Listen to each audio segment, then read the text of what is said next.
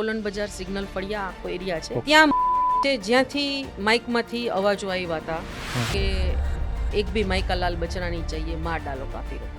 નીલમભાઈ સોની એમનો સવારમાં ફોન આવ્યો, સાહેબ આ તો મેજર છે, આખો ડબ્બો ભળભળ સળગે છે અને મેં 1 by 1 54 થી 55 ડેડ બોડીઝ ગણ્યા અને મેં અંદર જોયું. આજની તારીખે મને એ દ્રશ્ય હજી પણ મને સામે આવે તો મને કમકમા આવી જાય છે.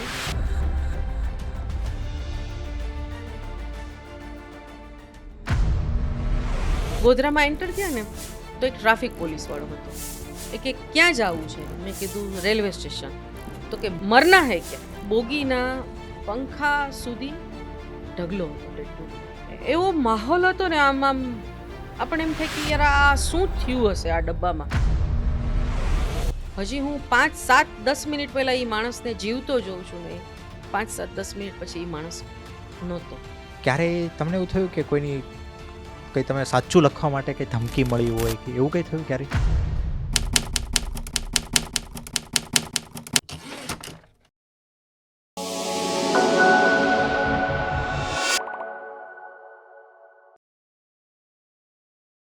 જ્યોતિ ઉનડકટ મેમનું સ્વાગત છે તો સાગર કાથરોટિયા શોમાં. Thank you. કેમ છો? બસ એકદમ મજામાં. ગોધરાના ઇન્સિડન્ટની વાત કરીએ આપણે તો ઘણા બધા મૂવીઝ છે, ડોક્યુમેન્ટરીઝ છે, આર્ટિકલ છે, બધું ઘણા બધાએ જોયું હશે, વાંચ્યું હશે, રાઈટ? પણ જ્યારે એ વસ્તુ બની ત્યારે એ ક્ષણના, એ સમયના જે સાક્ષી હોય અથવા તો જેણે એ વસ્તુ કવર કરેલી છે, જેણે એ વસ્તુનો અનુભવ કર્યો છે, એમની સાથે જ્યારે મળીએ ને ત્યારે એમ લાગે કે નહીં, ઘણી બધી ડીપમાં ડિસ્કશન થશે, ઇન ડિટેલ જવાશે. અને એકચ્યુઅલી મેં વાત કહું ને તો પોડકાસ્ટ એક એવું માધ્યમ છે કે જેમાં તમે આમ ઇઝીલી વાત કરીને અને તમે સચ્ચાઈ સુધી પહોંચી શકો. બહુ ખરી વાત છે. રાઈટ? એટલે ખાસ તમને આ પોડકાસ્ટમાં ઇન્વિટેશન આપવાનું કારણ એ જ હતું કે તમારી સાથે બેસીને એની ડીપમાં ડિસ્કશન કરવી હતી. બિલકુલ. So thank you so much આજે આવવા માટે. અરે બિલકુલ. અને તમામ દર્શકોને પણ મારા તરફથી નમસ્તે. અને દિલની વાત દિલ સુધી પહોંચશે, લોકોને સાંભળવાની મજા આવશે. અને કેટલીક એવી વાત છે જે વિડીયો પોડકાસ્ટમાં જ કદાચ બોલી શકાય. ઘણી બધી વસ્તુઓ, એક ઇન્સિડન્ટ બન્યો હોય ને તો પણ ઘણી બધી વસ્તુઓ બાકી રહી જતી હોય છે કહેવાની. તો કંઈક લોકોને પણ નવું જાણવા મળશે. એટલે જ મેં એક્ઝેક્ટ વર્ડ યુઝ કર્યો કે સચ્ચાઈ સુધી પહોંચીશું. રાઈટ? તો પોડકાસ્ટની શરૂઆત કરીએ અને ગોધરા ઇન્સિડન્ટ ઉપર જઈએ એ પહેલાં થોડુંક મારે તમારા વિશે જાણવું છે. રાઈટ? એટલે શું છે કે ઓડિયન્સ બી તમારી સાથે રિલેટ કરી શકે કે અમે આ સાંભળીએ છીએ એ કોની પાસેથી સાંભળીએ છીએ. મતલબ ગમે તે વ્યક્તિ પાસેથી નથી સાંભળતા, જેમણે એમ પોતાની લાઈફના ઘણો સમય એમાં પસાર કર્યો છે, રાઈટ? એમની પાસેથી સાંભળીએ છીએ. એટલે ખાસ અમને પૂછવું છે કે જર્નલિઝમ કરિયરની શરૂઆત તમારી ક્યારે થઈ અને કેવી રીતે થઈ? જો સાવ સાચી વાત કરું ને સાગર, કે જર્નલિઝમમાં તો હું અકસ્માતે આવી ગઈ હતી. બેઝિકલી હું એવા ફેમિલીની દીકરી છું, માણાવદર જેવું નાનકડું ગામ જુનાગઢ પાસે. હું એ ફેમિલીમાં, રાવલ ફેમિલીની દીકરી, બ્રાહ્મણ પરિવારની દીકરી, બહુ રિજિડ ફેમિલી, જ્યાં નાત જાત જોઈને દોસ્તી થાય, જ્યાં 7 વાગ્યા પછી દીકરીને બહાર ન જવાય, જ્યાં મોટા અવાજે ઘરના પુરુષોની સામે હસી ન શકાય, એવો માહોલ જે તે વખતે હતો. તો હું એવા ફેમિલીમાંથી આવેલી છું. પછી અમને ફર્ધર સ્ટડી માટે પપ્પા રાજકોટ લઈ આવ્યા. હવે હું એવા ફેમિલીમાં ઉછરેલું છે કે જ્યાં મા બાપનું સપનું, મોટાભાગના બાળકોનું એવું હોય, મા બાપનું સપનું હોય એ જ બાળકોનું સપનું હોય. હું એટલી ક્લિયર નહોતી, રાધર આજની જનરેશન જેટલા અમે લોકો ક્લિયર નહોતા અમારા બાળપણમાં કે ટીન એજમાં. તો ત્યારે પપ્પાએ સપનું જોયેલું કે જ્યોતિ થોડીક હોશિયાર છે તો એને આપણે ડૉક્ટર બનાવશું. ઓકે. તો મેં સાયન્સ લીધું. સાયન્સમાં મને સારા માર્ક્સ આવ્યા, પણ એટલા માર્ક્સ ના આવ્યા કે હું મેડિકલમાં મને એડમિશન મળે. એટલે મેં બીએસસી કર્યું, માઇક્રોબાયોલોજી કર્યું બીએસસી. અને માઇક્રોબાયોલોજીમાં મને ઓછા માર્ક્સ આવ્યા એટલે લેબોરેટરીના કોર્સમાં ન મળ્યું મને એડમિશન. એવો વિચાર હતો કે લેબોરેટરી ખોલીને પછી આગળ વધશું, પેરેલલ ટુ પેથોલોજીસ્ટ કે ડૉક્ટરની પેરેલલ કામ કરી શકાય એમ, ડૉક્ટરની ફ્રેટર્નિટી સાથે. બરાબર. પછી મને એમાં ન મળ્યું, ડીએમએલટીમાં એડમિશન. પછી એવું થયું કે હવે શું, કેરિયર ઝીરો એમ. પછી મેં બીએસસી કેમેસ્ટ્રી કર્યું. એવું વિચાર્યું કે આમ ડૉક્ટર નહીં લાગે તો હું પીએચડી કરીને ડૉક્ટર થઈશ. ઓકે. એટલે બીએસસી કેમેસ્ટ્રી સાથે કર્યું તો એમાં મને ફર્સ્ટ ક્લાસ માટે 4 માર્ક્સ ઓછા આવ્યા. અને ત્યારે એવું હતું કે એમએસસીમાં એડમિશન જોઈતું હોય સૌરાષ્ટ્ર યુનિવર્સિટીમાં તો તમારે ફર્સ્ટ ક્લાસ હોવો જરૂરી છે. હવે ત્યારે મને ન મળ્યું એડમિશન. એટલે પછી મને કોઈ એવું કીધું કે 1 વર્ષ પાસ્ટ સ્ટુડન્ટ હોય ને એની એક સીટ હોય છે, તો તમે નેક્સ્ટ યર આવજો. ત્યારે તમારો ચાન્સ બ્રાઇટ થઈ જશે. એટલે મને એમ છે કે હવે 1 વર્ષ સુધી શું કરવું, તો હું જર્નલિઝમ ડિપાર્ટમેન્ટની બાજુમાંથી પાસ થતી હતી, મારે જવું હતું એજ્યુકેશન ડિપાર્ટમેન્ટમાં કોઈ કામથી. તો મેં ત્યાં જોયું ઉપર બોર્ડ મારેલું હતું કે જર્નલિઝમના પ્રવેશ પરીક્ષાના ફોર્મ હજુ અવેલેબલ છે. ડેટ વહી ગઈ હતી છતાં પણ મેં એ ફોર્મ ભર્યું. 170 ગર્લ્સ એન્ડ બોયઝ હતા એડમિશનમાં, રિટન ને ઓરલ ટેસ્ટ આપવા માટે. અને પછી એમાંથી 12 છોકરાઓ છોકરીઓની સિલેક્શન થયું રિટન ને ઓરલ ટેસ્ટમાં, જેમાં મારું સિલેક્શન થયું. એટલે હું બહુ જ અકસ્માતે આવી ગઈ હતી. પત્રકારત્વમાં આવ્યા પછી પણ મેં નક્કી નહોતું કર્યું કે મારે પત્રકાર બનવું છે, કેમ કે મારું ટાર્ગેટ તો MSc કરીને PhD જ કરવું હતું. પણ સમહાઉ જર્નલિઝમ કર્યું, પછી મજા આવવા માંડી અને પછી ઇન્ટર્નશિપ કરી. ઇન્ટર્નશિપ તમે ક્યાં કરી? મારી ઇન્ટર્નશિપ આવી સાંજ સમાચારમાં આવી. સાંજ સમાચારમાંથી મારી ઇન્ટર્નશિપ પછી ગુજરાત સમાચારમાં શિફ્ટ થઈ. ગુજરાત સમાચારમાંથી પછી ચિત્રલેખામાં શિફ્ટ થઈ. હવે આ બધાની પાછળ બી એક સ્ટોરી છે જે મારી પર્સનલ લાઈફ સાથે રિલેટેડ છે. તો એવું થયું કે કૃષ્ણકાંત મારા જીવનસાથી છે, એ અમને ત્યાં યુનિવર્સિટીમાં પાર્ટ ટાઈમ લેક્ચરર હતા. એ ભણાવવા આવતા હતા ને એના સબ્જેક્ટના 1-2 સવાલો હતા જે મેં એમને પૂછ્યા, પણ એ કંઈક બિઝી હતા એટલે એણે મને જવાબ નહીં આપ્યો. અને પછી મને કહે કે તારી ઇન્ટર્નશિપ ક્યાં આવે છે એ મને કહેજે. એટલે મારી ઇન્ટર્નશિપ આવી સાંજ સમાચારમાં. તો મને કે સાંજ સમાચારમાં નહીં, આપણે ગુજરાત સમાચારમાં કરીએ. હવે ગુજરાત સમાચારમાં 15 દિવસ મેં ઇન્ટર્નશિપ કરી, રાજકોટ એડિશનની ગુજરાત સમાચારની પહેલીમાં. હવે એ એડિશનમાં મારી 15 દિવસમાં 2 બાયલાઇન સ્ટોરી આવી.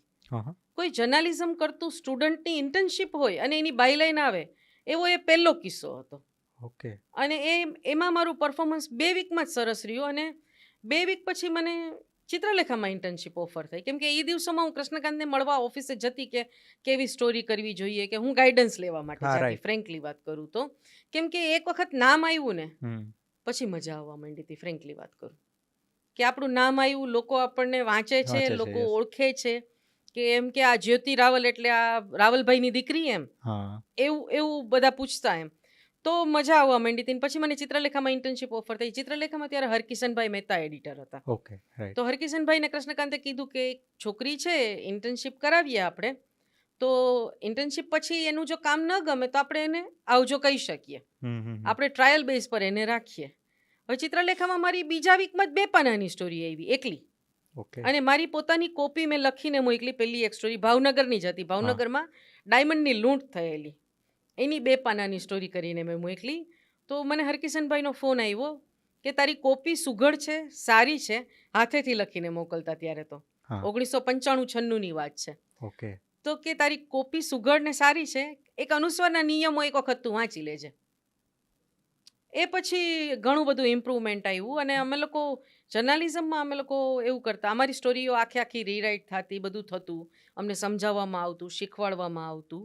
પણ એ વાંચીને અમારી કોપી મોકલી હોય એ વાંચીને પછી અમે લોકો શીખ્યા. એટલે પર્સનલ પ્રોફેશનલ લાઈફથી માંડીને પર્સનલ લાઈફ બધું જર્નલિઝમ સાથે આવ્યા પછી બધું આખું સાવ ચેન્જ થઈ ગયું એમ. એટલે જર્નલિઝમમાં મારો પ્રવેશ એકદમ અકસ્માતે હતો. અને પછી લક સાથ આપ્યા, મહેનત કરી પણ લક પણ સાથ આપ્યા.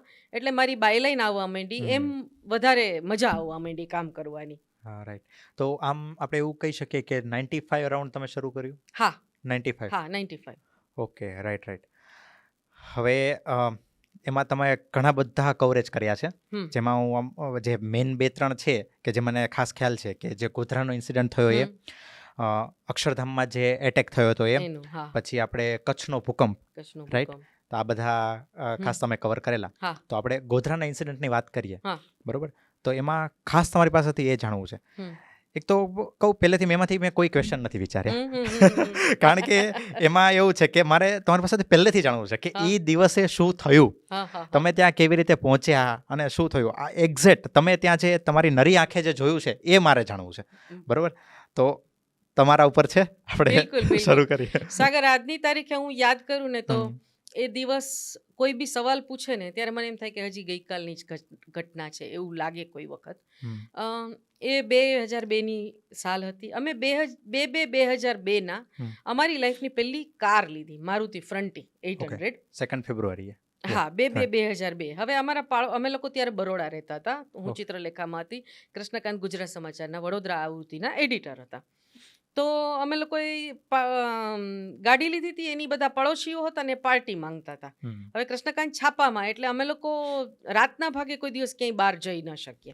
છાપું પૂરું કરીને રાત્રે 12-1 વાગે આવે, એટલે અમે લોકો લંચનો પ્લાન કર્યો. તો 27 ફેબ્રુઆરી 2002ની બપોરનું લંચ અમે લોકો બધા પડોશીઓ બધા સાથે લેવાના હતા. સવારનો ટાઈમ હતો 27 ફેબ્રુઆરીનો, અને 7:45 થી 8 વચ્ચેનો લગભગ સમય હતો. કૃષ્ણકાંત ત્યારે ગુજરાત સમાચારમાં વડોદરા આવૃત્તિના એડિટર હતા, અને કૃષ્ણકાંતના જે પ્રતિનિધિ હતા ગુજરાત સમાચારના, નીલમભાઈ સોની, એમનો સવારમાં ફોન આવ્યો કે સાહેબ સ્ટેશને બબાલ થઈ છે અને આગ લાગી છે ટ્રેનમાં અને ફાયરિંગ થયું છે. ત્યારે હજી 1-2 રાઉન્ડ ફાયરિંગની વાત હતી એમ. એટલે કૃષ્ણકાંત કે અચ્છા નજર રાખજો એમ. પાછો થોડીક વાર પછી ફોન આવ્યો, સાહેબ આ તો મેજર છે, આખો ડબ્બો ભડભડ સળગે છે સિગ્નલ ફળિયા પાસે, સ્ટેશનથી બહાર એ કેબિનની બાજુમાં સિગ્નલ ફળિયાની નજીક આખો ડબ્બો સળગે છે. સિગ્નલ ફળિયા એટલે સિગ્નલ ફળિયા ગોધરાના સ્ટેશનથી થોડાક જ આગળ જાવ ને એટલે સિગ્નલ ફળિયા નામનો એરિયા આવે છે. આખો એરિયા છે? હા, આખો એરિયા છે. પોલન બજાર, સિગ્નલ ફળિયા, આખો એરિયા છે. જે ત્યાં જ્યાંથી માઇકમાંથી અવાજો આવ્યા હતા કે એક ભી માઇકા લાલ બચના નહીં ચાહીએ, માર ડાલો કાફી રોકો, એ વાત જે છે સિગ્નલ ફળિયાની એમાંથી આવ્યા હતા અવાજ. હવે નીલમભાઈનો ફોન આવ્યો એટલે મને ફાયરિંગનો અવાજ સંભળાય. લેન્ડલાઇનના ફોનમાં હતો, સ્પીકરમાં મને ફાયરિંગનો અવાજ સંભળાય. હવે પેલું જે ફિલ્મી ફાયરિંગ હોય ને એના કરતાં આ ફાયરિંગ જુદું હોય, અવાજ થોડોક જુદો હોય એનો. મને એમ થયું કે યાર આ સોલું કંઈક મેજર લાગે છે એમ. એટલે પછી મને એમ થયું કે મારે નીકળવું જોઈએ. લગભગ 8:30 જેવો સમય થયો ને એટલે મને એમ થયું મારે નીકળી જવું જોઈએ, મારે રાહ નહીં જોવી જોઈએ. ગોધરા 85 કિલોમીટર દૂર થાય બરોડાથી, એટલે ટેક્સી બુક કરાવી અને હું ફ્રેશ થઈને નીકળી ગઈ. અને પાડોશીઓને કીધું કે સૌનું ઘરે જમી લેજો, હું ચાલી કામે. એટલે અને બધા માટે બહુ સહજ હતું કે અચાનક મારે કંઈ ઇમરજન્સી આવી જાય તો મારે જવું પડે કામે. એટલે પાર્ટી પડતી મૂકીને હું નીકળી ગઈ. અને સ્ટેશન ગોધરામાં એન્ટર, હા, સૌથી પહેલી વાત તો આવી, નીચે ટેક્સીવાળો આવી ગયો. ટેક્સીવાળાને ગાડીમાં બેસતા જ પૂછ્યું કે ભાઈ શું નામ તમારું? તો કે ઇમ્તિયાઝ. હવે સૌથી પહેલી અવઢવી હતી કે મારે ભેગો લઈ જાઓ કે ના લઈ જાઓ, કેમ કે મને ખબર હતી કે શું થયું છે. ત્યાં સુધીમાં આઈડિયા આવી ગયો તો કે શું થયું છે. એટલે પછી જો હું ફ્રેન્કલી વાત કરું, હું પત્રકાર તરીકે બહુ જ સ્વાર્થી માણસ છું. મારે જોઈતી એટલી માહિતી ન મળે, મને જોઈતું હોય એટલું ન મળે ત્યાં સુધી હું સામેવાળાની છાલ ન છોડું. મને જોઈએ એવું કોટ મળવું જોઈએ, મને જોઈએ એવું હેડિંગ મળવું જોઈએ, મને જોઈએ એવું સ્ટાર્ટિંગ મળવું જોઈએ, મને જોઈએ એવી ઇમોશનલ વાત મળવી જોઈએ. હું ત્યાં સુધી સામેવાળાની જગ્યાએથી ખસું નહીં બેઠી હોઉં તો. એટલે હું એમને લઈને પહોંચી અને ગોધરામાં બરોબર એન્ટર થઈ. એક છે ને આ ફેબ્રુઆરીનો મહિનો હતો, માર્ચ બેસવાનો હતો, અને આમ છે ને એક ઓલું ગજબનું બોઝિલપણું હતું વાતાવરણમાં. તમને ખબર છે અમુક વખતે છે ને તમને વાઇબ્સ ફીલ થાય કોઈ જગ્યાએ જાઓ ને તો આ ગરમી ને ઠંડીનું બેયની વચ્ચેનું મિશ્ર ઋતુ હતી. અને આમ એક એવું ભારેપણું તમને ફીલ થતું હતું. મને ઓન ધ વે હતી ત્યારે બી. તો અમે લોકો ગયા અને ગોધરામાં એન્ટર થયા ને તો એક ટ્રાફિક પોલીસવાળો હતો. એ કે ક્યાં જવું છે? મેં કીધું રેલવે સ્ટેશન. તો કે મરના હૈ ક્યાં? મેં કીધું નહીં જાના હૈ. એટલે મને કે કોણ છો? એટલે મેં કીધું પત્રકાર છું. જાઓ તો ફિર હમ કહાં રોક સકતે હૈ, એમ કીધું એણે મને. એટલે હું, ઇમ્તિયાઝભાઈ અને ફોટોગ્રાફર કમલેશ ત્રિવેદી, જે તમારી સાથે હતા, હા મારી સાથે, અમે લોકો ગયા. હવે ત્યારે એવું થયું હતું કે 10:30 જેવું થયું હશે લગભગ હું પહોંચી ત્યારે. ટ્રેનની જે આગ લાગેલી બોગી હતી એને છેલ્લા પ્લેટફોર્મ પર મૂકી દેવામાં આવી હતી ગોધરાના, અને ટ્રેનને આગળ જવા દેવામાં આવી હતી, સાબરમતી એક્સપ્રેસને અમદાવાદ આગળ જવા દીધી હતી. હવે એ બોગીને છેલ્લે ટ્રેક ઉપર લઈ લીધી હતી. અને હું જ્યારે પહોંચી ને ત્યારે એમાંથી ફ્યુમ્સ નીકળતી હતી, ધુમાડા નીકળતા હતા, અને ડબ્બો હજી તપતો હતો. અને હું પહોંચી ને તો ઓલી મેશ લાગી ગઈ હતી. આ ઇન્સિડન્ટ કેટલા વાગે બન્યો હતો? સવારે લગભગ જો ને હું 10:30 થી 11:15 વચ્ચે ડબ્બા પાસે હતી. મને પહોંચતા દોઢેક કલાક થઈ હતું, કેમ કે મેં ડ્રાઈવરને કીધું કે થોડુંક જલ્દી કવર કરજે, અને રસ્તા ખાલી હતા. હું પહોંચી ગઈ. પછી હું ચડવા ગઈ ને જેવી એવા પગથિયા તૂટી ગયા હતા. મારી હાઇટ ઓછી એટલે હું આમ ચડી ન શકી, એટલે મેં હેન્ડલને આમ એકદમ પકડી લીધા ટાઈટ, અને પછી હું ચડી મારા શરીરનું વજન ઉપર લઈને, અને મારા હાથ આખા કાળા થઈ ગયા મેશવાળા, આગ લાગી તેના કારણે. ને મેં અંદર જોયું, આજની તારીખે મને એ દ્રશ્ય હજી પણ મને સામે આવે તો મને કમકમા આવી જાય છે. ડબ્બાની બોગીના ઉપલા પંખા સુધી, જે છત પર પંખો હોય, સાદો ડબ્બો હતો અને પંખો હતો, એ પંખા સુધી ઢગલો હતો ડેડ બોડીનો. આમ ચોંટેલા હતા ડેડ બોડી એકબીજાની સાથે, પિરામિડની જેમ. બધાએ જે ફાંફા માર્યા હતા દરવાજામાંથી બહાર નીકળવા માટે, ડેડ બોડી હતા, ઢગલો હતો.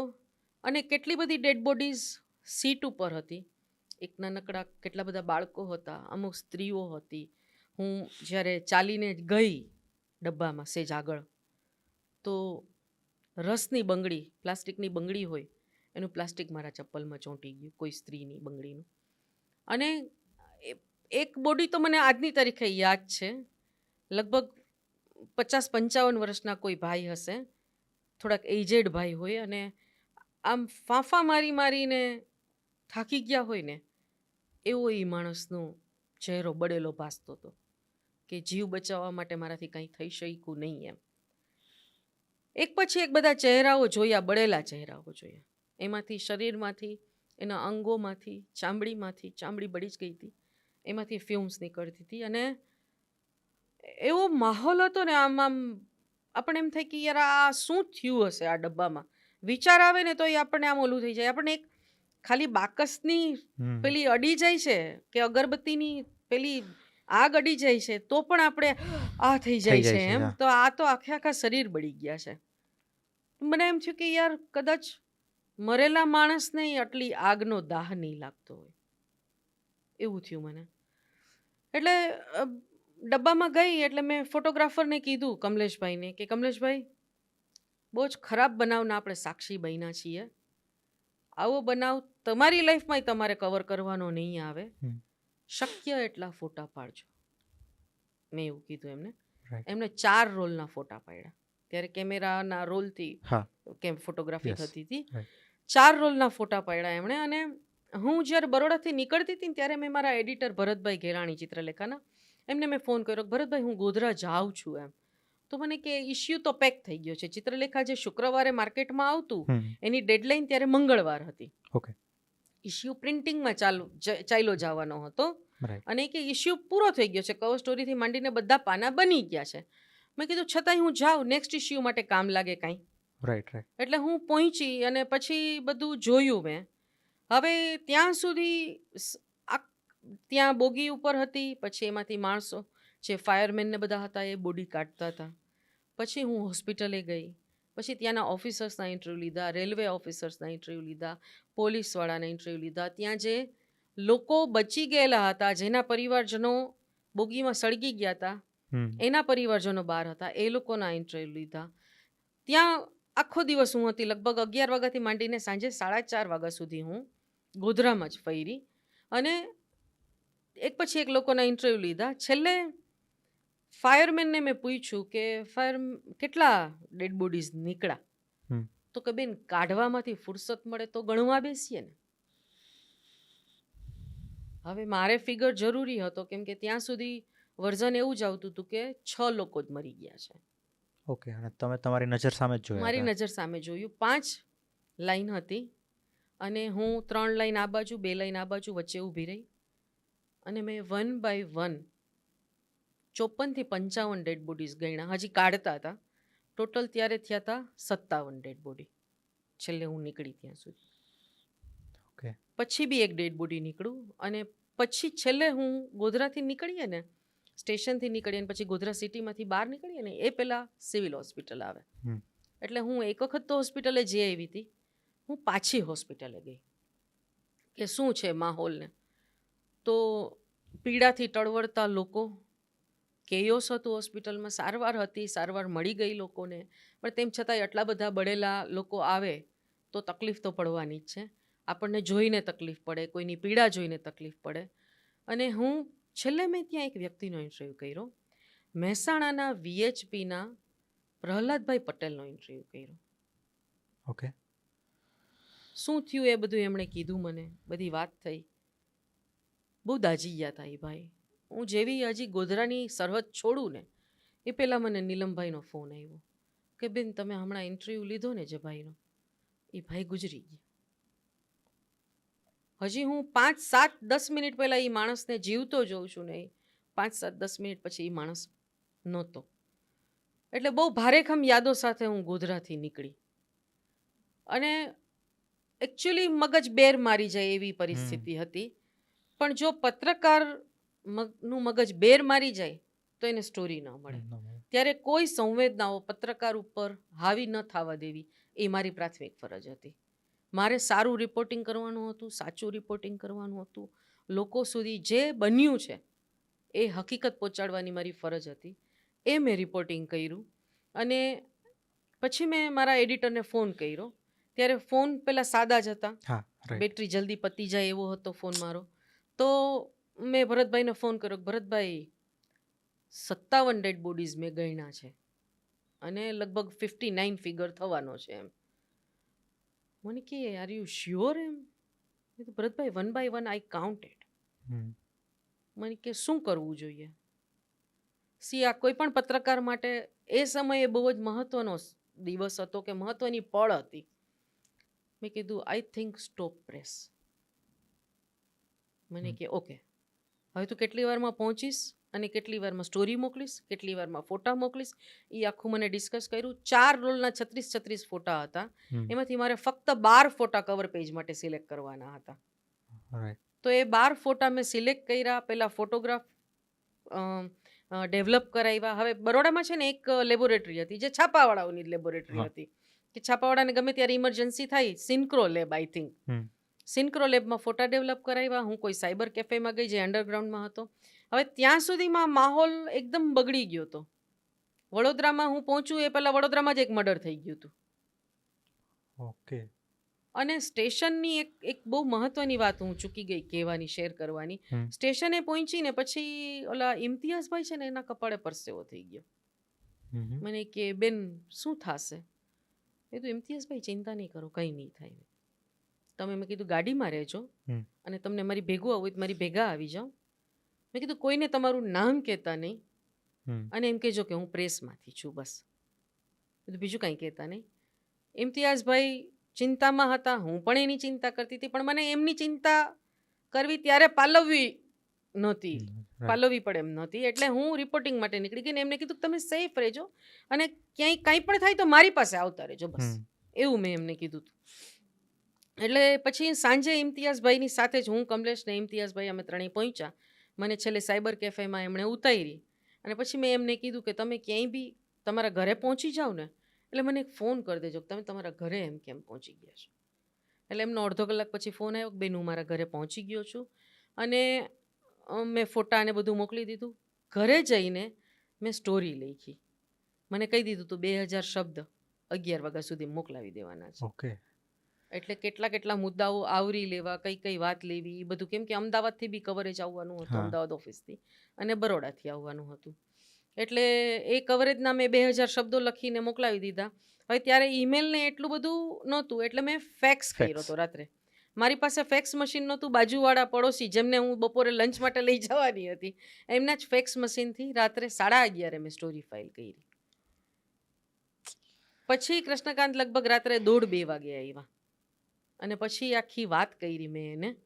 અને એક ભારેખમ કંઈક બોજ લઈને અમે લોકો બે રાત્રે માંડ સૂઈ શક્યા. સાવ સાચી વાત કરું તો સવારે હું 7:30 મારી ઊંઘ ઉડી ત્યારે મારા એડિટરનો મેસેજ હતો, વેલ ડન. રાઈટ. પત્રકાર માટે એ એક શબ્દ બહુ મોટી વસ્તુ છે. કેમ કે આમે હું એ જમાનામાં મેં કામ કરેલું કે જ્યાં વખાણ બહુ ઓછા સાંભળવા મળે. એટલે મારા એડિટરે મને કીધું વેલ ડન. તો થોડુંક કામ કર્યાનું સંતોષ બી થાય આપણને. હા, રાઈટ. અત્યારે આપણે આમ કહેવાય 2024માં ઊભા છીએ, બરાબર? અને આ ઘટનાને બંને 22 વર્ષ થઈ ગયા છે, રાઈટ? તો અત્યારે તમે આમ વિચારો તો શું વિચાર આવે? પહેલા તો માઇન્ડમાં શું વિચાર આવે છે તમને? જો એક દુઃખદ દુર્ઘટનાના સાક્ષી થયાનું એક પેઇન તો રહે તમને. મેં એક આ દુર્ઘટનાને 10 વર્ષ થયા ને ત્યારે મેં એક ટાઇટલ સાથે આર્ટિકલ લખ્યો હતો. ત્યારે હું કોઈ મીડિયા હાઉસ સાથે જોડાયેલી નહોતી અને કોઈ મારું છાપવા ત્યારે તૈયાર નહોતું. તો મેં સોશિયલ મીડિયા માટે લખ્યો હતો કે 58 બળેલા જીવના સાક્ષી હોવાની વેદના. એ જે સાક્ષી બનવું ને કોઈ ઘટનાનું, દુર્ઘટનાનું, એ બહુ પેઇનફુલ છે. પત્રકાર તરીકે ત્યારે મારી માથે સંવેદના હાવી નહોતી થઈ, પણ આફ્ટર ઓલ હું સંવેદનશીલ પત્રકાર છું એમ. એટલે આજે 2024માં એક ઘટના હું નવી જનરેશન સાથે શેર કરું કે કોઈની સાથે વાત કરું ત્યારે લોકો બિલીવ નથી કરતા, પણ એ દુર્ઘટનામાંથી હું પાસ થઈ છું, એ પેઇનમાંથી હું પાસ થઈ છું. અને પેઇન કેવું આજે બી યાદ કરું ને તો મને પેટમાં શેરડો પડી જાય છે, કોક વખત યાદ કરીને રૂવાડા ઊભા થઈ જાય છે, કોક વખત એ જે બળેલા માણસની વાસ મેં જે ફીલ કરી હતી ને એ ક્યાંકથી આમ આવી જાય ને દિમાગમાં તો સાલું અઘરું પડી જાય થોડીક પળો માટે. એ દિવસોમાં એવું થયું હતું કે મારા ઘરે 12-13 લોકો હતા. કૃષ્ણકાંતની સાથે કામ કરતા અમુક જે અનમેરિડ છોકરાઓ હતા એ અમારી ઘરે રહેવા આવી ગયા હતા. એક મેરિડ કપલ અમારી સાથે હતું, ન્યૂલી વેડેડ કપલ. એ લોકો સેન્સિટિવ એરિયામાં રહેતા હતા એટલે અમે લોકો અમારી સાથે બોલાવી લીધા હતા. હવે એ મિત્રની પત્ની છે ને મારી ખાસ દોસ્ત ખ્યાતિ અંતાણી, હિરેન અંતાણી ને ખ્યાતિ અંતાણી, એ કપલ હતું. તો એ જે હું કીધું ને કે યાદ આવે તો શું થાય છે, મને વારે વારે શું યાદ આવે ખબર છે? એ દિવસોમાં છે ને રસોઈવાળા બેન ન આવતા, કામવાળા બેન ન આવતા, એટલે બધું ઘરે જાતે જ કરવાનું હતું. હું રસોઈ બનાવતી ને તો હું ખ્યાતિને દર વખતે એવું પૂછું કે ખ્યાતિ સૂંઘતો મેં મસાલો કર્યો જ ને આમાં, તો કે કલર તો દેખાય છે એમ. હવે આવું સતત 3 દિવસ સુધી સવાર સાંજ થયું કે ખ્યાતિ જો તો મેં મસાલો કર્યો જ ને, સુગંધ આવે જ ને, સુગંધ આવે જ ને. એટલે ત્રીજે દિવસે એ અકળાઈને એણે મને એવું કીધું કે શું રોજ રોજ પૂછે રાખો છો કે મસાલો કર્યો જ ને, સુગંધ આવે જ ને. મને આમાંથી બળેલા માણસની વાસ આવે છે. એટલે સાલું એ વાસ છે ને આમ રગરગ સુધી પહોંચી ગઈ હોય ને એવું મને ત્યારે ફીલ થતું હતું ને એ જે પળ યાદ આવે ને ત્યારે મને બહુ પીડા થઈ આવે છે કે કેટલું અસર કરી જતી હોય છે કેટલીક ઘટનાઓ. કે અને એવું પણ થાય કે એવી ઘટનાની હું સાક્ષી બની કે જેના કારણે મારી એક જુદી જ ઓળખ બની. મને તો ચિત્રલેખામાં તો મારા મિત્રો તો મને બહુ ખીજવતા, જ્યોતિ ગોધરાવાલી એમ જ કહેતા, એમ લાડમાં બધું ખીજવતા મને. પણ હું એટલી બધી વાર ગોધરા ગઈ છું ને કે ગોધરાની જ મેં 10 થી 12 સ્ટોરીઓ કરેલી છે. તો આ ગોધરાકાંડ થયો પછી તો આ ઇન્સિડન્ટ થયો બરાબર, પછી તમે કેટલી વાર ત્યાં સ્પોટ ઉપર ગયા હતા? જો સ્પોટ ઉપર તો ઘણી બધી વાર ગઈ અને પછી હું ત્યાંના એરિયામાં ગઈ, જે સિગ્નલ ફળિયા છે, પોલન બજાર છે, એ બધા એરિયામાં ગઈ અને ત્યાં જઈને બી રિપોર્ટિંગ કર્યું હતું. ગોધરા સિટી કેવું છે, સિટીની તાસીર કેવી છે, સિટીના લોકો કેવા છે, કેટલી વસ્તી છે, આ તે સિટી પ્રોફાઇલ જેવું કર્યું. ગોધરાના રાજકારણની સ્ટોરી કરી, ગોધરાના લોકોની સ્ટોરી કરી, સિગ્નલ ફળિયા શું છે. એ ગોધરા માટે એવું કે ગોધરાનું પાસિંગ છે ને 17 છે, તો ત્યાં એવું કહેવાય 17 કો ખતરા, એવું બોલતા એમ. એટલે એ અમુક વાતો નવી નવી જાણવા મળી. તો કેટલી બધી સ્ટોરીઓ કરી છે ત્યાંથી. પછી આદિવાસી એરિયામાં જઈને સ્ટોરી કરી છે. તો ત્યાં બી એક વખતનો ઇન્સિડન્ટ બહુ ગજબનો છે. પાનવડ ને ઘાટવડમાં આદિવાસીઓના તોફાન થયા હતા. તો હું ફોટોગ્રાફર ને ડ્રાઈવર અમે ત્રણેય સાથે ગયા. તો એક જગ્યાએ એવું થયું કે ઝાડનું થળિયું રોડ ઉપર મૂકી દીધું હતું, રસ્તો બ્લોક કરી દીધો તો જઈ ન શકાય એમ. તો મેં ડ્રાઈવર અને ફોટોગ્રાફર અમે ત્રણેય થળિયું આઘું કર્યું અને પછી અમે લોકો રિપોર્ટિંગમાં ગયા. હવે ત્યારે કંઈ પણ થવાની શક્યતા હતી. પછી હું પાનવડ ગામમાં ગઈ તો આગ લઈ ગઈ હતી બધા ઘરોમાં અને દૂરથી અવાજ આવતા હતા આદિવાસીઓના. અને એ લોકો તીર કામઠું લઈને આવેલા હતા. તીરનો જે એરો હોય ને એમાં એ લોકો સળગતો કાકડો અને પછી દૂરથી તીર મારે અને સામેના ઘરમાં આગ લાગે. હવે એવું થયું કે હું ને ફોટોગ્રાફર એક જગ્યાએ ઊભા હતા, ઉપરથી પાણીની ડોલ પડી, કોઈએ ભરેલી પાણીની ડોલ નાખી અને મેં ફોટોગ્રાફરને બરોબર હાથ પકડીને આમ ખેંચ્યો. અમે લોકો સામેના રોડ ઉપર ગયા, લગભગ 10 ફૂટનું જ અંતર હશું, નાનકડી ગલી હતી.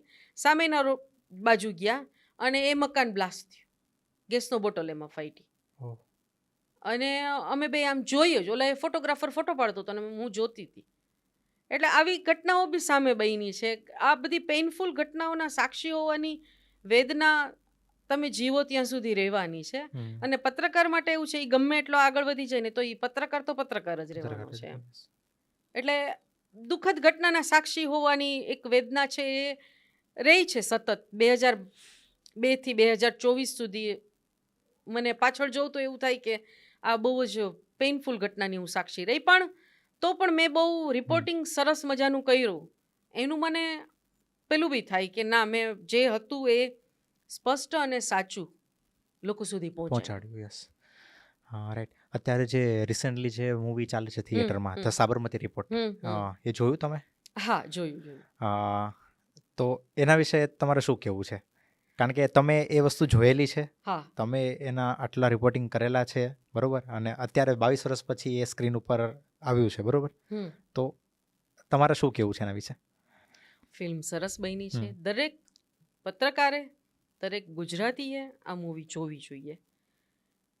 થોડુંક એ લોકોએ નાટકીય બનાવ્યું છે, એમાં બે મત નથી, પણ પિક્ચર બહુ સરસ બની છે.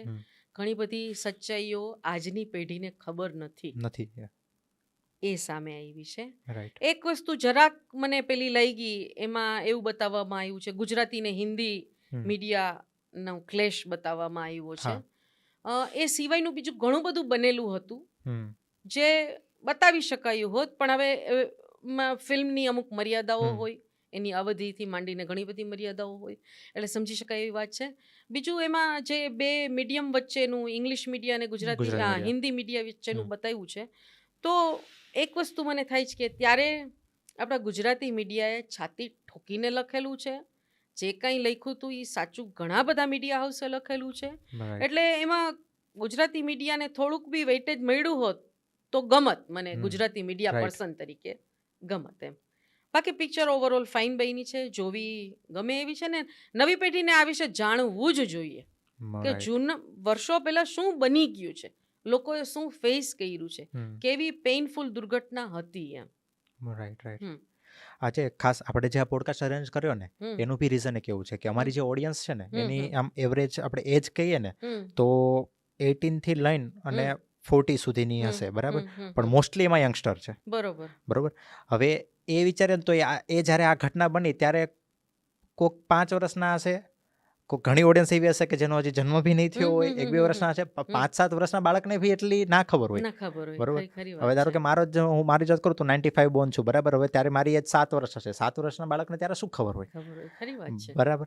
તો એટલે શું છે કે એ વસ્તુ આજે આપણે એક્ઝેક્ટ પહોંચાડી શકીએ એ ઓડિયન્સને, એટલે ખાસ એક રીઝન બી આ હતું આપણે આ પોડકાસ્ટ અરેન્જ કરવાનું. બહુ સાચી વાત છે. અને નવી જનરેશનને અમુક વસ્તુઓ જાણવી બહુ જરૂરી છે, કેમ કે હવે જો રિપોર્ટિંગ થાય છે, બહુ સરસ રિપોર્ટિંગ, આજની જનરેશન એ બહુ સરસ રિપોર્ટિંગ કરે છે, પણ જે અમે લોકોએ કરેલું છે સ્પોટ ઉપર જઈને રિપોર્ટિંગ, જે અત્યારે ઘણી વખત છે ને સોશિયલ મીડિયા કે વોટ્સએપ જર્નાલિઝમ વધારે ચાલે છે, જો નવી જનરેશનની ટીકા નથી કરતી, પણ જે સ્પોટ ઉપર જઈને મહેનત થતી હતી ને એ હવે ઓછી થઈ છે.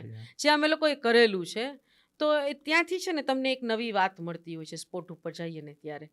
તો એ નવી જનરેશન થોડુંક કંઈક જુએ ને શીખે ને તો મને બહુ આનંદ થશે. તો મેમ આ જે ગોધરાનો ઇન્સિડન્ટ થયો, રાઈટ, તો એનું જે પ્લાનિંગ થયું, બરાબર, એના માટે તમે ત્યાં શું રિસર્ચ કર્યું હતું, કે ફરી તમે ક્યારે ગયા હો કે એના લોકેશને કે કોઈને મળ્યા હો, તો થોડીક એની ડિટેલમાં વાત કરો. હા.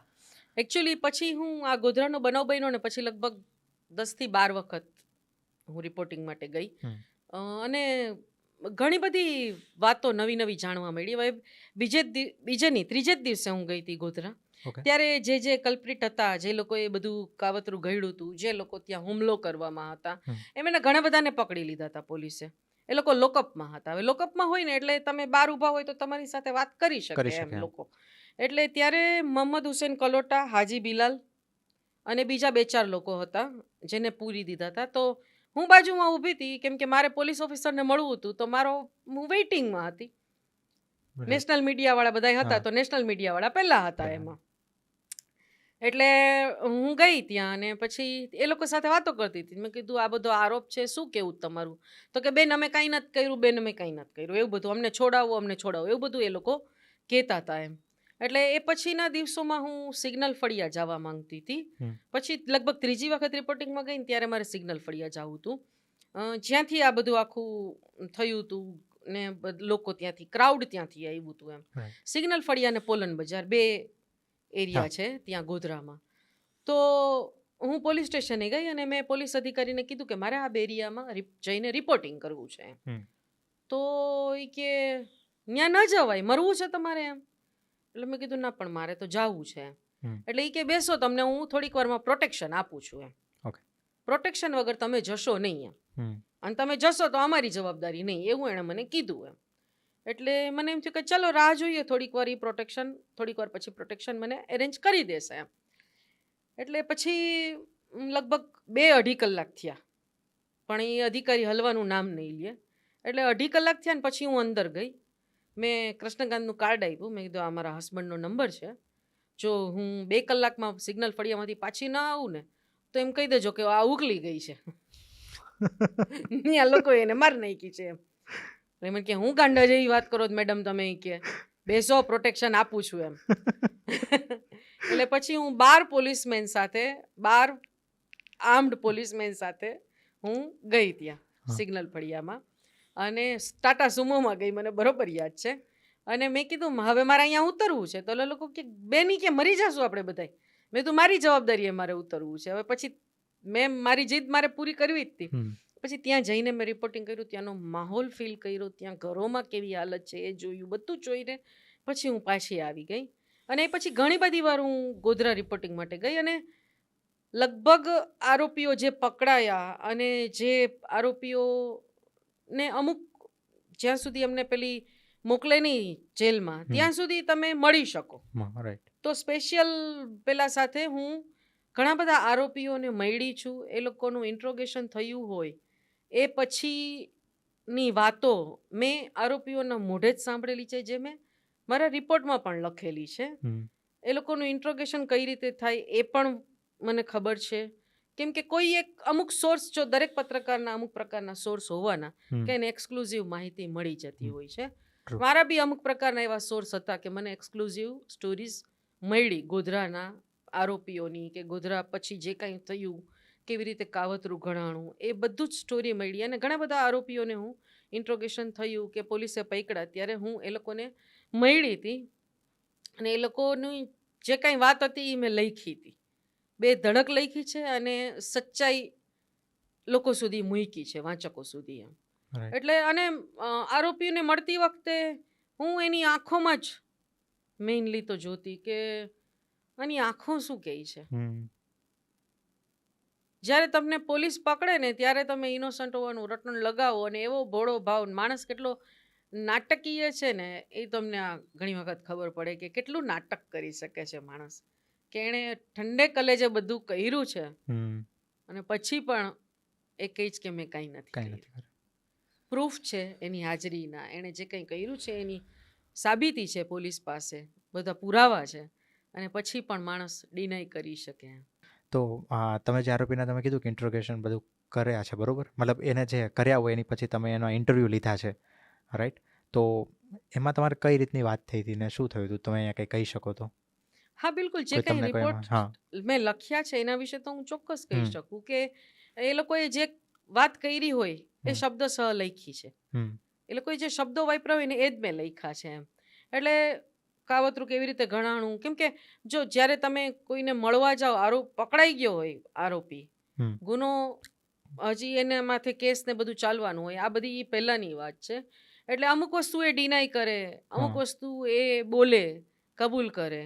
એ બધી વાત જે એમણે કીધી હોય એ જ પ્રકારે લખવામાં આવી છે ને એ જ પ્રકારે મેં લખી છે. ઓકે. તો તમે આ ઘણા બધા આરોપીઓને આ રીતે મળ્યા, બરાબર, બધાના ઇન્ટરવ્યૂ લીધા, તો ક્યારેય તમને એવું થયું કે કોઈની કંઈ તમે સાચું લખવા માટે કંઈ ધમકી મળી હોય કે એવું કંઈ થયું ક્યારેય?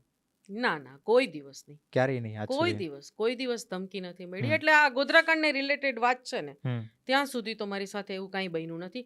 અલબત્ત મારા બીજા અમુક રિપોર્ટના કારણે મારું પૂતળું બાળ્યું હોય, મારી માથે વોરંટ નીકળ્યું હોય, મારી સામે કેસ થયા હોય, બદનક્ષીનો દાવો થયો હોય, એવું બધું બહુ બધા બનાવો બન્યા છે.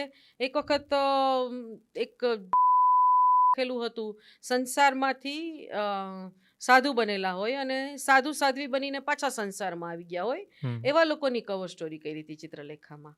તો ત્યારે મારા નામનું પૂતળું બળ્યું હતું, ત્યારે મને પોલીસ પ્રોટેક્શન આપવામાં આવ્યું હતું. પછી લખેલું હતું ત્યારે મને પોલીસ પ્રોટેક્શન આપવામાં આવ્યું હતું. પછી જ્યારે દેહવી લઈ થયો ત્યારે એમનું જે આખો વિવાદ હતો એ આખું લખેલું હતું. તો ત્યારે બી મને પોલીસ પ્રોટેક્શન આપવામાં આવ્યું હતું. એટલે મારા નામના સ્લોગન બોલતા હતા અને મારા એડિટરે મને ફોન કર્યો હતો, જલેબી ગઈ તેલ મેં, જ્યોતિ રાવલ ગઈ જેલ મેં. આવું બધું થયેલું છે. ચિત્રલેખાની કોપીઓ બાળવામાં આવી હોય ને એ જો પત્રકાર માટે તો આ બધું બહુ સહજ વાત હોવી જોઈએ. ધમકી મળવી, ધમકી કોઈ દિવસ મળી નથી, પણ આવા કેસને એવું થયું હોય એવું થયું છે.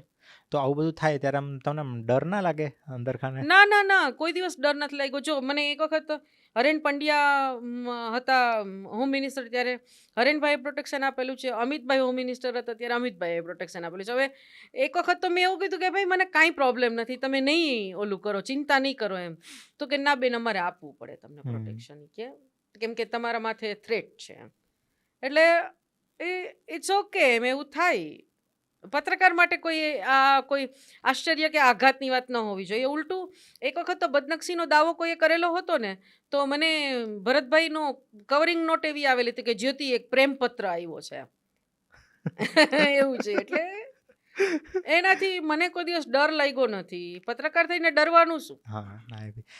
ચાલો, તમને ડર નથી લાગતો, પણ તમારા ફેમિલીને, કે જ્યારે તમે આ ગોધરાની વાત કરીએ બરાબર, તો તમે ત્યાં ઇન્સિડન્ટ ઉપર જાતા હો અને તમારા જે હસબન્ડ છે જે કૃષ્ણકાંત સર બરોબર, એમને તો થોડોક તો ડર હોય ને કે આ ત્યાં ગયા છે તો ક્યારે પાછા ના આવે ત્યાં સુધી.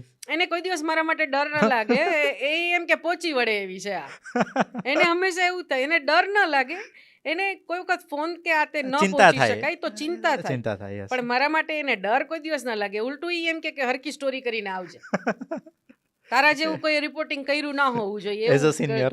હા, એ મારા સિનિયર બી છે, મને એને ઘણું બધું શીખવાડ્યું પણ છે, અને એ પોતે પત્રકાર છે, એટલે નેચરલી હોવાનું, અને એ ઇન્સ્ટિંક્ટ તમારી અંદર જીવતી જ રહેવાની છે તમારા પાર્ટનર પત્રકાર હોય ને ત્યારે. અને બીજું સૌથી વધારે ગોધરા મારા જેટલું ગોધરા કોઈ નહીં ગયું હોય. હું ગુજરાતી પત્રકાર, હિન્દી પત્રકારોની તો મને બહુ આઈડિયા નથી, પણ પત્રકારોમાં સૌથી વધારે ગોધરાની વિઝિટ મેં કરી છે એવું હું દાવો કરી શકું. નહીં, ટ્રુ, સાચી વાત. આટલી બધી આપણે ગોધરાની વાત થઈ બરાબર, તો એની પરથી મારે તમને એક સવાલ પૂછવો છે કે ગોધરા કાંડ પછી એવું શું થયું કે જ્યોતિ ઉનડકટે થોડીક આ પત્રકારની જે લાઈન છે એમાંથી થોડાક મતલબ કહેવાય ગાયબ થઈ ગયા? ના, એવું નથી થયું. 2002 થી 2010 સુધી હું ચિત્રલેખામાં હતી. અચ્છા, તમે એક્ટિવ જ હતા? હા. ઓકે. 2000 પછી તો મારી કોલમ ચાલુ થઈ, પછી હું સિનિયર રિપોર્ટર બની.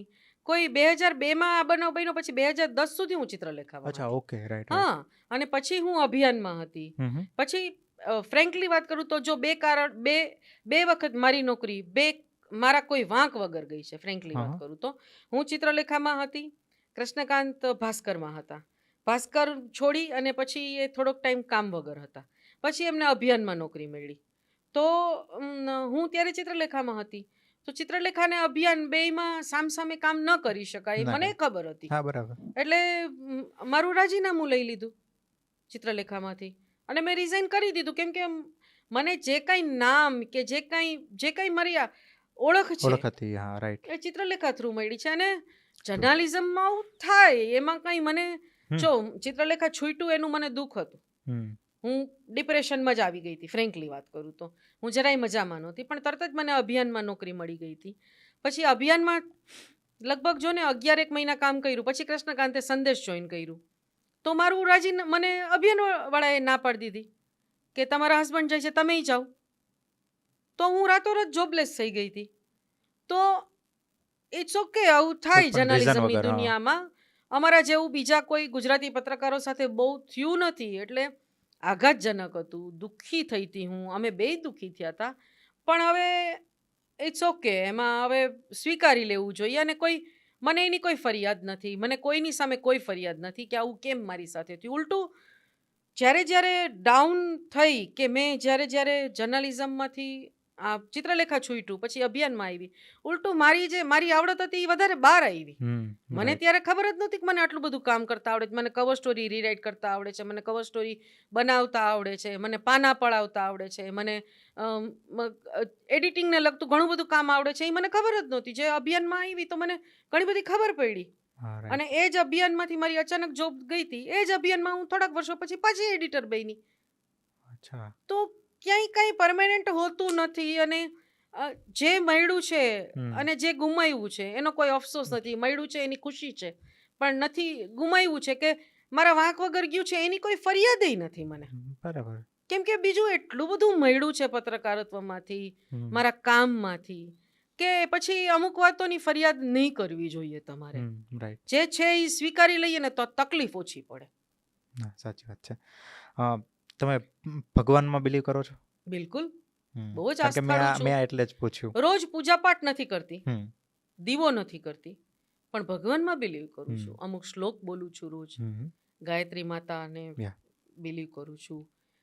રામ ભગવાન, શંકર ભગવાન, મારા પ્રિય કૃષ્ણ ભગવાન, કોઈ સવાલ જ નથી. બધા કેટલી સરસ સરસ વાતો છે એમની સાથે જોડાયેલી, કેટલું બધું શીખવાનું છે બધાના જીવનમાંથી. મેં આ એટલે જ પૂછ્યું, કારણ કે તમે કીધું ને કે કોઈ ફરિયાદ નથી. બરોબર. કારણ કે જે ભગવાનનો બિલીવ કરતા હોય ને એમને ખબર હોય કે એને મારા માટે એક રસ્તો બંધ કર્યો છે તો 5 ખોલી દીધા છે. એકચ્યુઅલી હું હંમેશા એવું માનું છું કે બધા દરવાજા બંધ નથી થઈ જતા, ક્યાંક એક બારી ખુલ્લી હોય છે. અને કોઈ દિવસ નાસીપાસ નહીં થવું જોઈએ કોઈ પરિસ્થિતિથી. God must have better plans. હું હંમેશા એમ માનું છું. આજની તારીખે જો અત્યારે હું કોઈ મીડિયા હાઉસ સાથે જોડાયેલી નથી. છેલ્લે હું ગુજરાત ફર્સ્ટમાં જોબ કરતી હતી. ત્યાં કોઈ કારણોસર મારી ટર્મ પૂરી થઈ ગઈ. એ છૂટી ગયું પછી તો મને ખબર પડી કે I can write a novel. એ પછી જ મેં નવલકથા લખી. ત્યાં સુધી મને કોન્ફિડન્સ જ નહોતો કે હું નવલકથા લખી શકીશ. અને એ બી અગેન ગોધરાકાંડ રિલેટેડ છે. તો અત્યારે સંદેશની રવિવારની સંસ્કાર પૂર્તિમાં નિયમિત પ્રકાશિત થાય છે. આ રવિવારે એનો 28મો હપ્તો આવવાનો છે. તો એ નવલકથા મેં અમારી ગુજરાત ફર્સ્ટની વેબસાઇટની નોકરી છૂટ્યા પછી જ લખી. કેમ કે મને ખબર નહોતી કે હું નવલકથા લખી શકીશ. મારા કેટલા બધા સિનિયર્સ છે, કૃષ્ણકાંત, દીપક સોલિયા, નિલેશ રૂપાપરા, વર્ષા પાઠક, કૌશિકભાઈ મહેતા, તે માંડીને મારા ઘણા બધા, આશુ પટેલ, આ બધા અમારા મિત્રો અને સિનિયર્સ છે. બધા મારા કરતાં ઘણા સિનિયર્સ છે. એ બધા મને હંમેશા એમ કહેતા કે નવલકથા લખતું.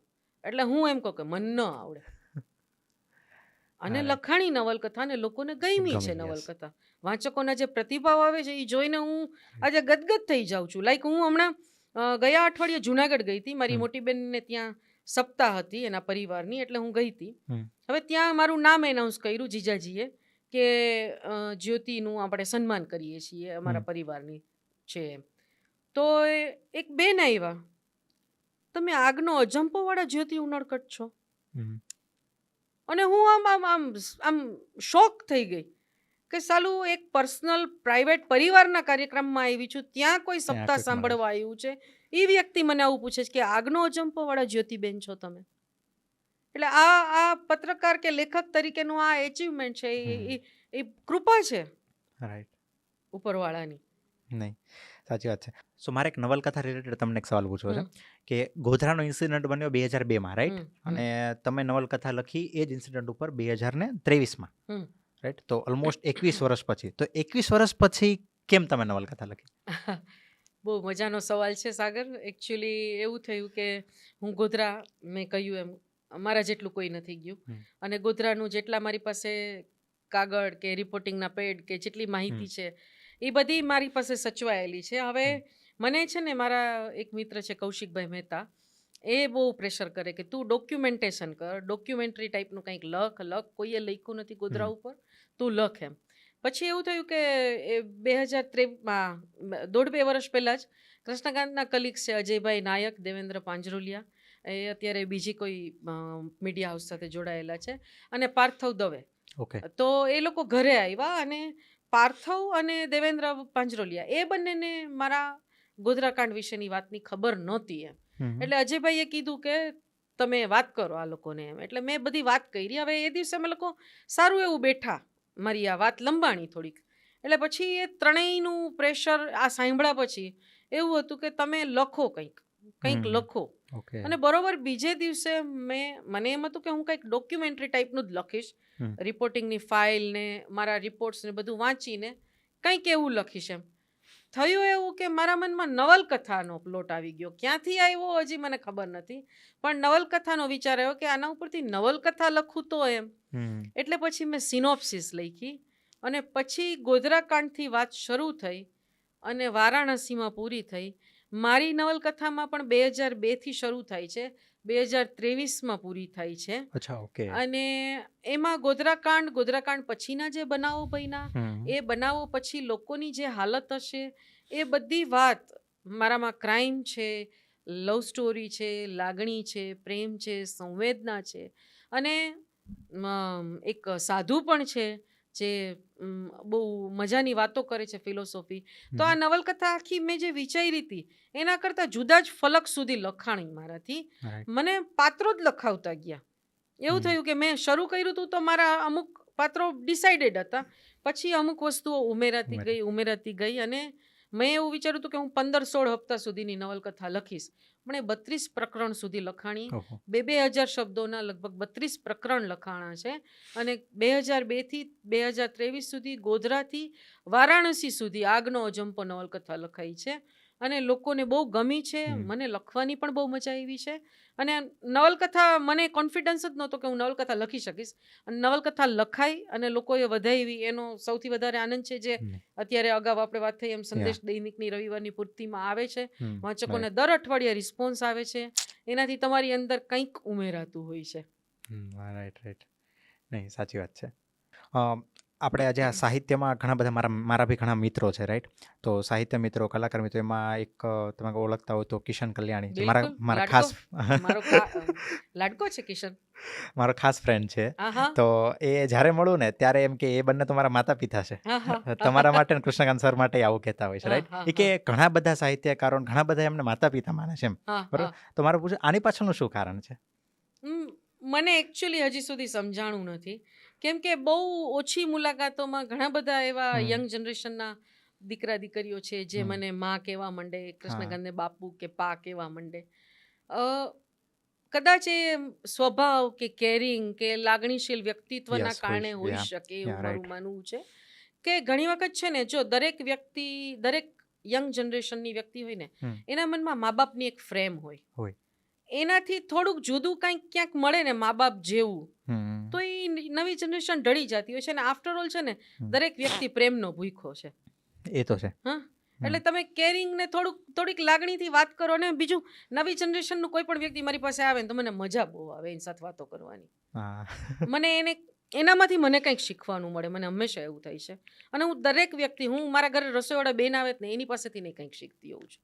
એવું છે. એટલે દરેક વ્યક્તિ પાસેથી કંઈક ને કંઈક શીખવાનું હોય છે. નવી જનરેશનના છોકરાઓ છે એ જલ્દીથી મા બાપ તરીકે માની લે છે, એ બધી વાત સાચી. એ લોકોના દરેક વ્યક્તિ, જેટલી લોકો મને આ મા બાપની જેમ જોવે છે અમને બેયને, લગભગ બધા જ લોકોની પડખે એના ટફ ટાઈમમાં અમે ભેગા રહ્યા છીએ. કદાચ એ લાગણીની તીવ્રતા એટલા માટે વધી જતી હશે એવું લાગે છે. કોઈના નામ નથી દેવા, કોના માટે શું કર્યું એની મેં કોઈ દિવસ ગણતરી કરી નથી, ગણતરી રાખી નથી. જેટલું સામે આવ્યું છે, જેટલી આપણી ફરજ છે, જેટલું આપણું કર્મ છે, જેટલું આપણું દિલ કહે છે, જેટલું આપણું મન માને છે, એ આપણે સામેની વ્યક્તિ માટે કરવું જોઈએ, હું એવું માનું છું. અને સારા વ્યક્તિ તરીકે કે એક તમને રાત્રે આરામથી નીંદર આવી જાય ને, એના માટે આ વસ્તુ બહુ જરૂરી છે. એટલે મને નવી જનરેશનના છોકરાઓ પાસેથી શીખવા બહુ મળે છે, મને એ લોકો પાસેથી પ્રેમ બહુ મળ્યો છે. ઘણી વખત એવું થાય કે આપણે આગળ વધી ગયા હોય સામેની વ્યક્તિ સાથે, આપણા પોતાના બાળકોની જેમ માનવામાં, ઘણી વખત મને પછડાટ પણ મળી છે. પણ હવે કદાચ એમાંથી નહીં કંઈક શીખવાનું હશે. ઘણી બધી સિરિયસ વાતો કરી આપણે. જ્યારે આપણો પોડકાસ્ટ પ્લાન થયો ને, ત્યારે હું થોડુંક તમારા વિશે રિસર્ચ કરતો હતો, બરાબર? બધે કંઈ બાકી નથી રાખ્યું, બરાબર? તો મને ઘણા બધા ક્વેશ્ચનો બી મળ્યા છે. હવે એ સાચું છે કે ખોટું છે એ તમારી પાસેથી જાણવું છે, રાઈટ? તેમાં પહેલું તો એવું છે કે એક એવી વાત મને મળી છે, હવે અફવા છે કે એ તમારે મને કહેવાનું છે કે જ્યારે તમારું આ પત્રકારત્વ લાઈનમાં તમે ફૂલ એક્ટિવ હતા, બરાબર, ત્યારે તમને ઘણા બધા બિઝનેસમેનોએ કે કોઈ સંસ્થાએ કે કોઈએ પણ કે તમને સોનાના બિસ્કિટોની ઓફર કરી હતી કે પૈસાની ઓફર કરી હતી, આવા બધા ન્યૂઝ થોડાક મને મળ્યા, તો આ તમારી પાસે જાણવું સાચું છે કે ખોટું છે? આ બધું અંગત ધોરણે કીધેલું છે, એ તને મળ્યું છે એવું છે. એ મારા સોર્સ છે. પણ તારા સોર્સ પાક્કા છે. અને હા, જો પત્રકારત્વમાં હોવ ત્યારે તમને આવી ઓફર થાવી પૈસાની કે સોનાની કે વસ્તુઓની ઓફર થાવી બહુ સ્વાભાવિક અને બહુ સહજ વાત છે. જ્યારે તમે બેફામ સત્ય લખતા હોય ત્યારે તો આવું થવાનું જ છે. એમને દબાવવા માટે. હા, દબાવવા માટે અથવા તો તમે ન લખો એના માટે. રાઈટ. એટલે બધાયના પોતપોતાના પેલા હોય છે, ટર્મ્સ કન્ડિશન હોય છે, સામેવાળું ઓફર કરે એની જે હેસિયત હોય એ પ્રમાણે. તો હા, એક ફાર્મા કંપનીમાંથી સોનાના બિસ્કિટની ઓફર આવી હતી. એક ધાર્મિક સંસ્થામાંથી જાહેરાતની ઓફર આવી હતી કે તમે જ્યાં કામ કરો છો ત્યાં જાહેરાત આપીએ, તમારા તંત્રીને આટલા આપીએ અને તમારો આટલો ભાગ એમ.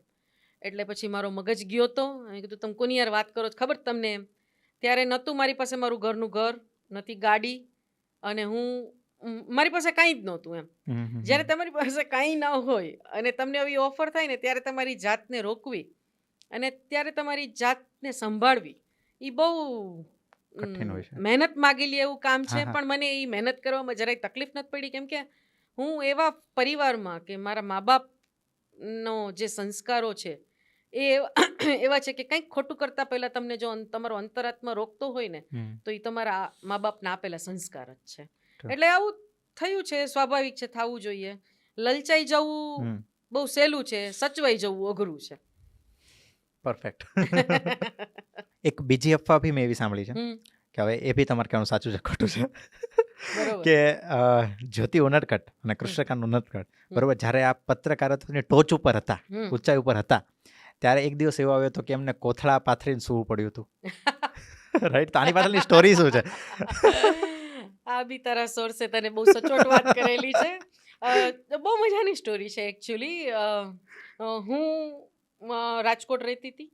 હું મારા મા બાપના ઘરેથી કંઈ જ લીધા વગર લિટરલી પહેરેલ કપડે નીકળી ગઈ હતી. અને કૃષ્ણકાંત પરણેલા હતા, 2 છોકરાના પપ્પા હતા, મારા કરતાં 11 વર્ષ મોટા, બાયકાશ લુવાણા, હું બ્રાહ્મણની દીકરી. મારા ઘરમાં તો કોઈ શક્યતા જ નહોતી કે મારો પ્રેમ સંબંધ સ્વીકારે. મેં અપેક્ષાય નહોતી રાખી કે મારો પરિવાર મારો પ્રેમ સંબંધ સ્વીકારે. એટલે હું લિટરલી એક દિવસ નક્કી કર્યો તો અમે બેઈએ, એ દિવસે હું ઘરેથી પહેરેલ કપડે નીકળી ગઈ. કૃષ્ણકાંતે બી એનું ઘરનું ઘર ને બાળકોને પરિવારને છોડીને એક કપડાનો થેલો લીધો હતો ને એક બુક્સનો થેલો લીધો હતો. એ પણ નીકળી ગયા હતા. હવે પંખા વગરનું ઘર હતું અને હા, એમાં કોથળા ઉપર સૂતા હતા અમે. અને મને બરોબર એક વાત યાદ છે કે કૃષ્ણકાંત, જ્યારે હું રાજકોટ રહેતી હતી ત્યારે કૃષ્ણકાંત એકલા રહેતા હતા થોડોક સમય માટે. તો એ ઘરમાં વંદા બહુ હતા.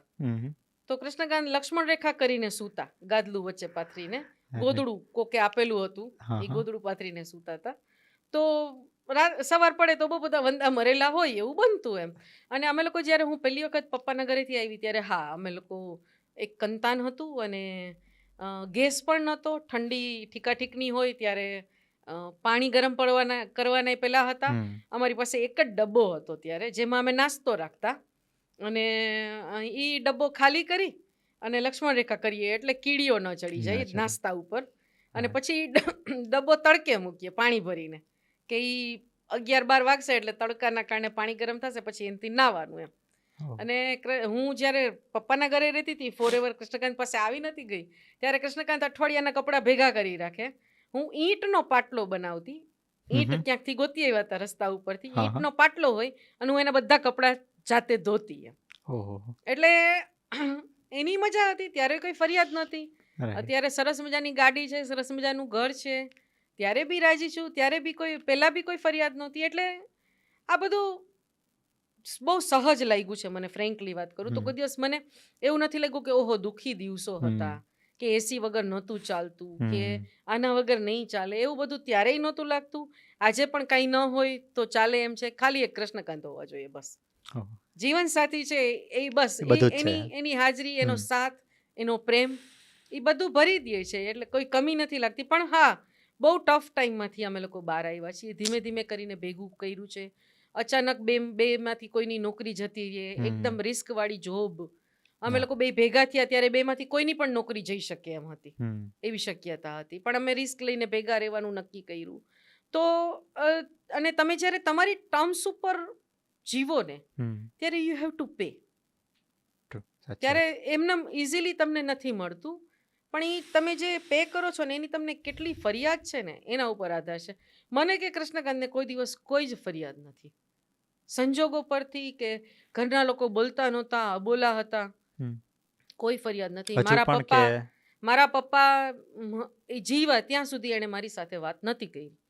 પપ્પાનું ઘર મેં છોડી દીધું, પછી 2001માં છોડી દીધું. પપ્પા 2010માં વિદાય લીધી પપ્પાએ. ત્યાં સુધી પપ્પા બોલ્યા જ નથી. મેં એમને સીધા ડેથ બેડ ઉપર જોયા હતા. એમને ગાયોએ ઢીક મારીને પપ્પાનું એક્સિડન્ટ થયું, હોસ્પિટલમાં હતા. મને કોઈક ત્રાહિત વ્યક્તિથી ખબર પડી કે મારા પપ્પા સિરિયસ છે.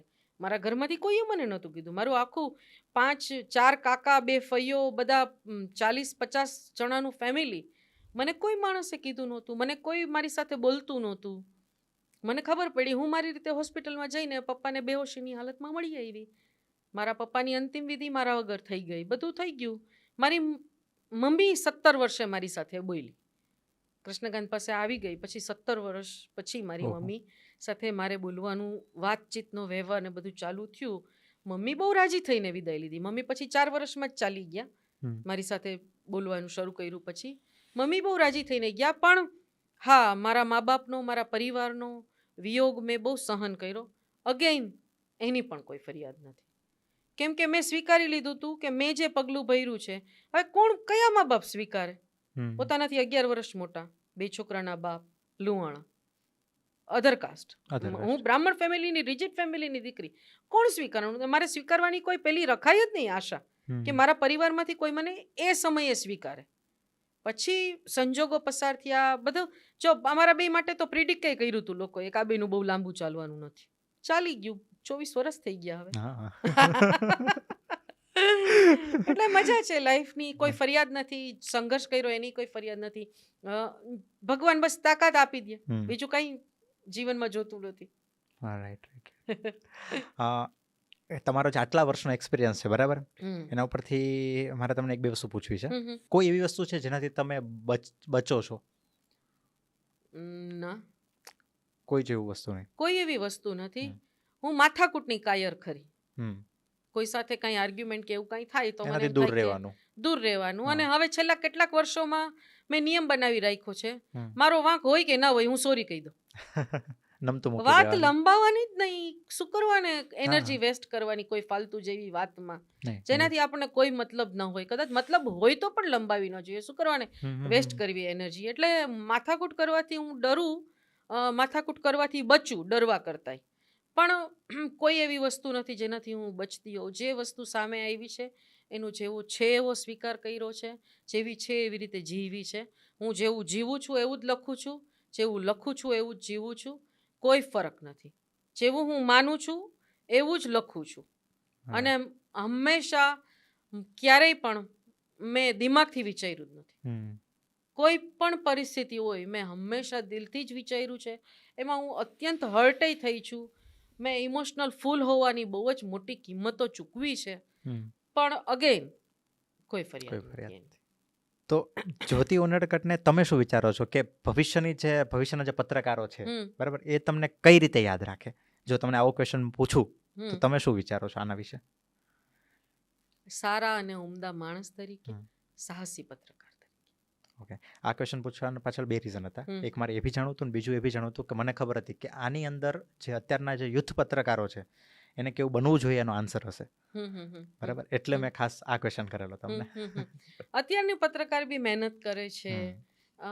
બસ એક લેકિંગ હોય ને તો વાંચન લેકિંગ છે આજની જનરેશનમાં. એ સ્ક્રીન ટાઈમના લીધે. હા, હવે હું એવું માનું છું કે તમે આરજે બનો, વિડીયો જોકી બનો, સ્ક્રિપ્ટ વાંચો, કે રિપોર્ટર બનો, કે પેલો આપણે P2C કરો, કે તમે લખો રિપોર્ટ, કે તમે વેબસાઇટમાં કામ કરો, બધી જ જગ્યાએ તમારે શબ્દો સાથે પનારો છે. આફ્ટર ઓલ આ ડિક્શનરીની બહારના શબ્દો છે જ નહીં, બધા ડિક્શનરીની અંદરના શબ્દો છે. તમારે શબ્દો સાથે પનારો છે. તમે વાંચન ઓછું છે એટલે શબ્દોની રમત નથી થઈ શકતી. તમે જુઓ ટીવીમાં એકના એક શબ્દો કેટલા રિપીટ થઈ રાખે છે. અમુક શબ્દો તમે કાઢી નાખો તો ટીવી વાળાના કે છાપાની દુનિયામાં પણ અમુક શબ્દોથી વધારે રમત જ નથી આવતી. જ્યારે અમને એવું શીખવવામાં આવ્યું હતું કે હાથ છે તો એના કેટલા સમાનાર્થી શબ્દો છે એ વિચારો. તમે હેડિંગ બાંધો તો તમારું હેડિંગ વાંચીને વાંચક શુક્રવારે તમારો રિપોર્ટ વાંચે તો તમારું હેડિંગ એવું હોય ત્યારે રિપોર્ટ વાંચવા માટે પ્રેરાશે. તો શબ્દોની રમત કરવાની જે છે ટેવ કે જે કુનેહ છે એ ક્યાંક લેકિંગ લાગે. અમુક હિન્દી શબ્દો આવી ગયા છે, નીકાળી નાખ્યું. હિન્દીમાંથી તમે ટ્રાન્સલેશન કરો. હવે મેં એક જગ્યાએ એક રિપોર્ટ વાંચ્યો હતો કે એક રિપોર્ટ હતો, એમાં હતું કે બોલિવૂડની દુનિયામાં એવા કેટલા મા બાપ છે, જે એવા કેટલા કપલ છે જેમને આગલા ઘરના સંતાનો હોય ને પોતાનું સંતાન ન કર્યું, એવો રિપોર્ટ હતો. હવે એમાં કિરણ ખેરને અનુપમ ખેરનું હતું એમ. તો એમાં એવું હતું કે કિરણ ખેરને એલેક્ઝાન્ડર નામનો દીકરો છે. હિન્દીમાં હશે સિકંદર, હિન્દીનું બેઠું ટ્રાન્સલેશન એણે ઓલું ગૂગલ ટ્રાન્સલેશનમાં કર્યું હશે અને એમાં સિકંદરનું એલેક્ઝાન્ડર અને એ છપાઈ ગયું. એટલું કોઈ મતલબ રિવિઝન બી નથી કર્યું. એટલે આવું થાય અને બહુ સ્વાભાવિક છે, કેમ કે હવે એક્સપોઝર જ ના હોય તો પછી ક્યાંથી એને વાંચન નથી એટલે એક્સપોઝર નથી. અને અત્યારની દુનિયા એવું માને છે, અત્યારની જનરેશન એવું માને છે કે મારા હાથમાં નાનકડી સ્ક્રીન છે ને એ નોલેજ છે. એકચ્યુઅલી નોલેજ નથી, એ ઇન્ફોર્મેશન છે. રાઈટ. નોલેજ ને ઇન્ફોર્મેશનમાં બહુ તાત્વિક ફરક છે. તમને ગૂગલ છે ને એ પાણીનું ફોર્મેશન કહી દેશે કે હાઇડ્રોજનના 2 અણુ છે, ઓક્સિજનના 2 અણુ છે, પણ તરસ તો તમારે ફીલ કરવાની છે. અને તરસ એ કેટલા પ્રકારની? માણસની તરસ, લાગણીની તરસ, આંખોની તરસ, શરીરની તરસ, મનની તરસ, કેટલી તરસ? તરસના કેટલા પ્રકાર છે? એટલે આ જે વિચાર શક્તિ છે કે આ જે છે ને એ ક્યાંક લેકિંગ લાગે છે. પણ અગેઇન અભ્યાસ એવું કહે છે કે વાંચન તરફ જ લોકો વળવાના છે. બસ આ જ હતું આપનો પોડકાસ્ટ આજનો. ખૂબ મજા આવી, કારણ કે મને પણ બહુ જ આનંદ, ઘણી બધી વાતો નવી નવી જાણી. એકચ્યુઅલી પ્લાન એવો હતો કે આપણે ગોધરાનો ઇન્સિડન્ટ થયો એના ઉપર કરીશું, પણ એ સિવાય બી આપણે ઘણી બધી ડિસ્કશન થઈ. એટલે મજા આવી ગઈ તમારી સાથે વાત કરીને. અરે મને પણ બહુ આનંદ થયો. આટલું વિસ્તારથી વાતો કરવાનો, મોકળાશથી વાતો કરવાનો આનંદ એક જુદો જ હોય છે. કેમ કે દરેક વ્યક્તિને પોતાની વાત કરવી હોય છે અને કોઈક ને કંઈક જો આપણામાંથી થોડું કંઈ જો એક શબ્દ, તમારો લખેલો એક શબ્દ કે તમારો બોલેલું એક વાત જો કોઈને પણ ખપ લાગે તો બસ એ સરસ્વતી માતા સુધીની સફર આપણી સફળ થઈ છે. હું એવું માનું. Right. Thank you so much આજે ખાસ કરીને સમય આપવા માટે અને અમારા માટે સમય કાઢવા માટે. Thank you so much. મને પણ બહુ આનંદ. Thank you.